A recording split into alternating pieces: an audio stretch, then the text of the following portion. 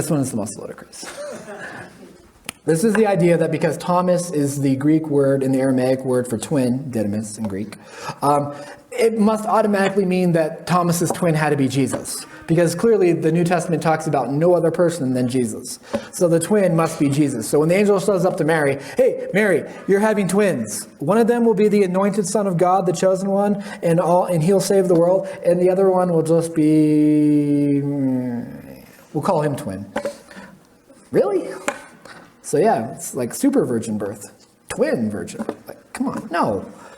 So anyways, when Judas and company show up to arrest Jesus on that night, they arrest the wrong guy. They arrest Thomas because apparently he's supposed to look like Jesus. And so Thomas gets crucified while Jesus just kind of scurries off. And then a few days later and says, hey, I'm alive.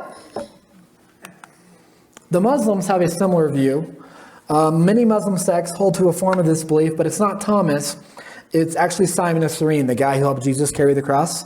And while they're carrying the cross, Jesus kind of does like a little magic trick, snaps his fingers, and he changes their physical appearance. So that Simon now looks like Jesus, and Jesus now looks like Simon. And when they get to the top of Calvary, the Romans grab Jesus, who's actually Simon, and they crucify him. And the actual Jesus, who looks like Simon, is standing there laughing at Simon who's getting crucified, and he walks away and teleports off. One of the Quran verses that kind of that hints at this, they killed Jesus not, they crucified him not. It only appeared that they actually killed Simon. Okay. Problems. Number one, yes, his name means twin. But there is no place in the Bible that says he's Jesus' twin. There is no place in the Bible that says they look alike. They are not doppelgangers, okay? None. And again, the women are there. Mary Magdalene is there. His mother is there. All the other women were there at the cross. And you know what they saw immediately and who they recognized immediately? Jesus. Okay? You don't think a mom knows what their kid looks like?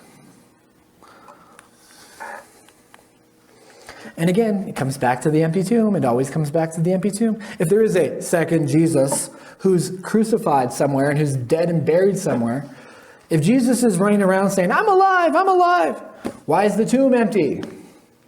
Then you still have to have the guys go beat up the Romans or wait for them to fall asleep and steal the body.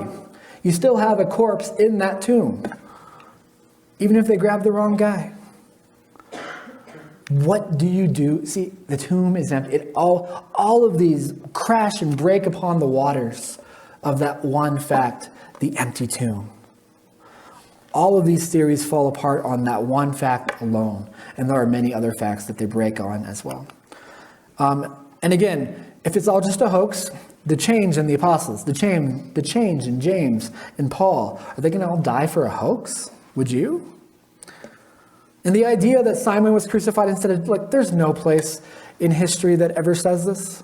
There's not even the cults and the church heretics in the first 500 years of Christianity even thought of this. This was a uniquely Muslim thing that exists only in Islam, and no one else ever even tries to put this forth as a hypothesis.